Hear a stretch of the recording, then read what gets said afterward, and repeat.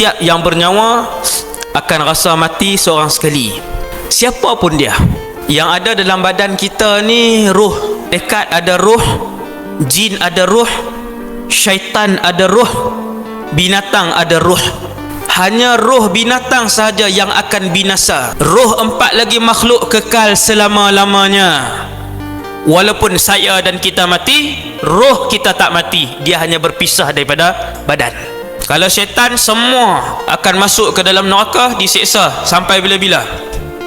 Jin ada yang masuk neraka, ada yang masuk syurga.